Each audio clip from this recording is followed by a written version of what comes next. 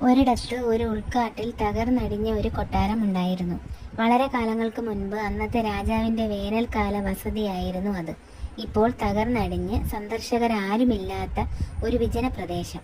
ഒരു പറ്റം ചുണ്ടലികൾ അവിടെ താമസമാക്കിയിരിക്കുകയാണ്. ഒരിക്കൽ ഒരു കൂട്ടം ആനകൾ ആ വഴി കടന്നു പോകുവാൻ ഇടയായി. ഉച്ചത്തിൽ ചിഹ്നം വിളിച്ച് എല്ലാം ചവിട്ടി അരച്ച് അവ കടന്നു വന്നു. തങ്ങളെയും ഇവർ തകർക്കുമെന്ന് കണ്ടപ്പോൾ മുഖ്യനായ ചുണ്ടലി ഓടിച്ചെന്ന് ആനകളുടെ നേതാവിനോട് പറഞ്ഞു, "അല്ലയോ ഗജരാജ, ഞങ്ങൾ ഈ പാവങ്ങൾ തലമുറകളായി ഇവിടെയാണ് വസിക്കുന്നത്. അങ്ങയുടെ കൂട്ടം ഇത്തരത്തിൽ നടന്നു പോയാൽ ഞങ്ങളുടെ കുഞ്ഞുങ്ങളും അവരുടെ കുഞ്ഞുങ്ങളും എല്ലാം ഇല്ലാതാകും. ദയവ് ചെയ്ത് ഞങ്ങളെ വെറുതെ വിടാമോ?" ദയാലുവായ ഗജരാജൻ തൻ്റെ കൂടെയുള്ളവരോട് അവരെ ഉപദ്രവിക്കരുതെന്ന് പറയുകയും നാശനഷ്ടങ്ങളൊന്നും ഉണ്ടാക്കാതെ കടന്നു പോവുകയും ചെയ്തു. ദിവസങ്ങൾ കടന്നുപോയി.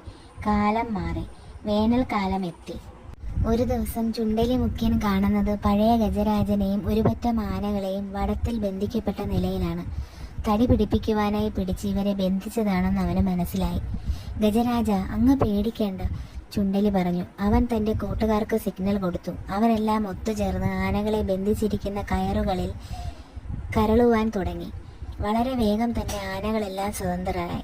അങ്ങനെ ഗജരാജന് ചുണ്ടലികളോട് നന്ദി പറയാനുള്ള അവസരം ഇപ്പോൾ കൈവരികയും ചെയ്തു.